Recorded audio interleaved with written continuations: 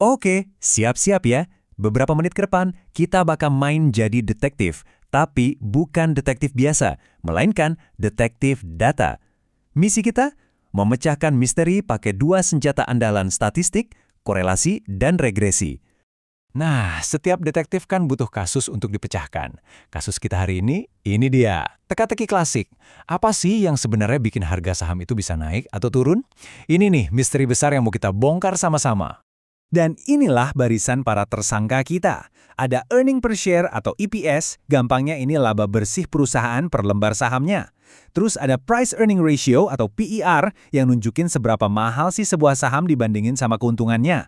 Dan pastinya return on equity atau ROE yang ngukur seberapa jago perusahaan cari untung dari duit investor. Nah, masing-masing dari mereka ini bisa jadi biang keladinya. Tugas kita adalah menyelidiki mereka semua. Oke, langkah pertama seorang detektif itu apa coba? Yuk, cari koneksi, cari hubungan antara para tersangka dengan misteri kita. Kalau di dunia data, proses ini namanya analisis korelasi. Jadi, anggap aja korelasi ini kayak metal detektor kita. Alat ini bantu kita lihat dulu, petunjuk ini nyambung nggak sih sama kasus kita? Ini penting biar kita nggak buang-buang waktu buat ngejar petunjuk yang salah. Nah, ini yang keren. Slide ini nunjukin dengan simpel banget arah hubungannya. Ini tuh kayak kita tahu si tersangka lagi jalan mendekat atau menjauh dari TKP. Kelihatannya sepele ya, tapi ini penting banget sebagai langkah awal. Nah, ini dia pembeda utamanya. Jelas banget kan? Korelasi itu cuma bilang, kayaknya ada hubungan nih. Jadi dia cuma nunjukin para tersangka potensial. Tapi regresi lah yang ngebangun kasusnya secara detail. Jadi korelasi itu nunjuk ke arah, tapi regresi yang gambarin petanya. Beda banget kan? Oke, setelah kita tahu siapa aja yang mencurigakan, sekarang kita masuk ke regresi. Kita lihat gimana cara regresi membangun teori dari kasus kita, dari yang tadinya cuma petunjuk-petunjuk ajak, jadi sebuah model yang beneran bisa diuji. Nah, ini dia catak biru kasus kita. Jangan pusing dulu lihat rumusnya. Kelihatannya emang serem, tapi percaya deh, kalau kita pecah satu-satu, ini sebenarnya gampang dimengerti. Gini deh cara bacanya.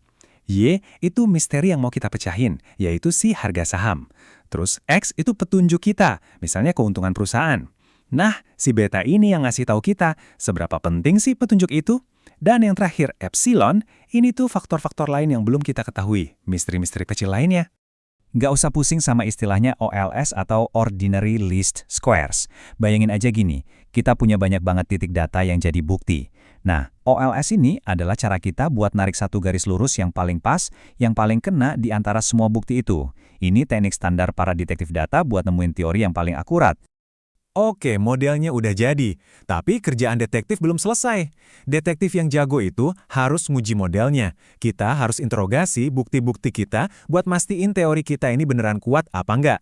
Di ruang interogasi kita ada dua tes utama, uji F dan uji T. Gampangnya, uji F itu nanya, kasus kita ini secara keseluruhan masuk akal nggak sih? Punya dasar yang kuat nggak sih? Sementara uji T itu lebih detail. Dia nanya ke tiap bukti, kamu, bukti spesifik ini beneran berguna nggak buat kasus ini? Sah nggak di pengadilan?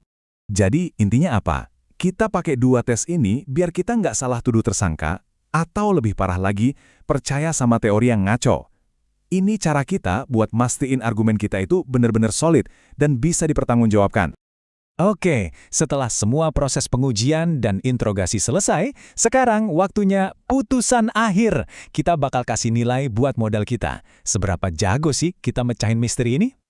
Namanya R-squared atau koefisien determinasi. Nggak usah dihafal, anggap aja ini rapor buat model kita. Nilainya dari 0 sampai 1, dan ini ngasih tahu kita seberapa besar sih teka-teki harga saham yang berhasil kita jelasin pakai petunjuk-petunjuk kita tadi. Aturannya simpel banget. Makin dekat angkanya ke 1, artinya model kita makin keren. Nilai yang tinggi itu artinya kasus kita kuat banget, dan penjelasan kita sangat bisa diandalkan. Nah, lihat deh diagram ini. Ini contoh kalau R-squared kita itu 0,70. Artinya apa? Artinya, 70% dari pergerakan harga saham itu bisa dijelasin sama model kita, sama petunjuk-petunjuk yang kita pakai. Sisanya yang 30%, nah, itu masih jadi misteri yang harus kita selidiki lagi nanti. Keren kan?